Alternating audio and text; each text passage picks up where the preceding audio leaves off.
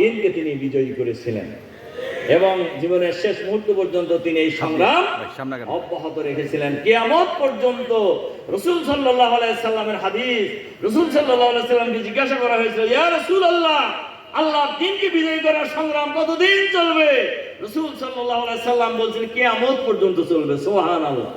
কাজে আমরা যদি সেই নবীকে নবী বলে মানি, সেই নবীর সিরাত আলোচনা করি, তাহলে দ্বীন কায়েমের সংগ্রাম করা ছাড়া সিরাত আলোচনা করে খুব বেশি লাভ। এজন্য সম্মানিত সুধী মণ্ডলী, ভাই এবং বন্ধুদের কাছে আমি বিনীতভাবে এই অনুরোধ রাখতে চাই, আমাদের প্রিয় জন্মভূমি ৫৬,০০০ বর্গ মাইলের এই বাংলাদেশ, আমরা একটা সুন্দর বাংলাদেশ দেখতে চাই। কি বলেন, চাই কিনা?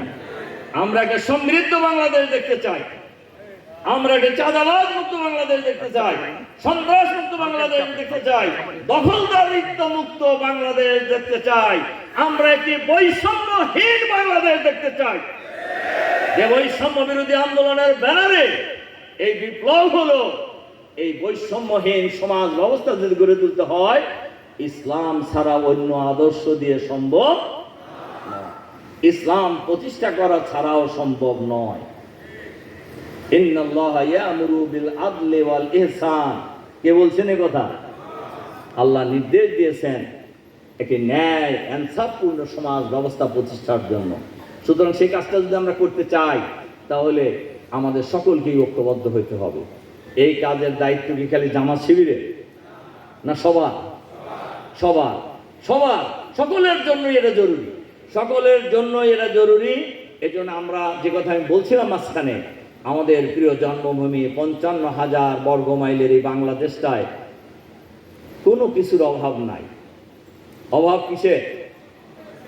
আদর্শ, সৎ, দক্ষ, যোগ্য, চরিত্রবান নেতৃত্বের অভাব।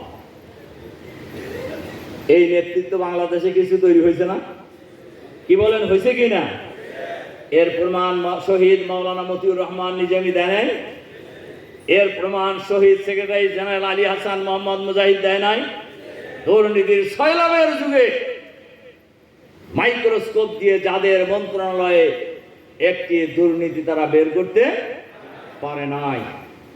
আমরা বিশ্বাস করি, আমরা অঙ্গীকারবদ্ধ জাতির কাছে, এই দেশের মানুষ যদি জামাতের হাতে রাষ্ট্র পরিচালনার দায়িত্ব দেয়, তাহলে আমরা জাতির কাছে অঙ্গীকারবদ্ধ, আমরা একটি সুখী, সমৃদ্ধশালী, সন্ত্রাস মুক্ত, চাঁদাবাজ মুক্ত, ইনসাফপূর্ণ আধুনিক ইসলামের বাংলাদেশ আমরা গড়ে তুলব ইনশাআল্লাহ। এখানে মানুষে মানুষে কোনো ভেদাভেদ থাকবে না, মানুষে মানুষে কোনো বিভক্তি থাকবে না। মুসলিম অমুসলিম, নারী পুরুষ সবাই তাদের অধিকার সমানভাবে ভোগ করবে ইনশাআল্লাহ। এ ধরনের একটি সমাজ ব্যবস্থা আমরা এই দেশে গড়ে তুলতে চাই। আপনারা চান না? যারা চান বলেন তো দেখি, হাত তোলেন তো দেখি। আমরা সবাই চাই, আমরা সবাই চাই। সুতরাং আমরা যেহেতু চাই, এই চাওয়াটাকে আমরা বাস্তবায়ন করব, কার্যকর করব ইনশাআল্লাহ। যার জায়গা থেকে আমাদের যা করার প্রয়োজন, আমরা সেই কাজ করার জন্য আমরা প্রস্তুত আছি ইনশাআল্লাহ, ইনশাআল্লাহ।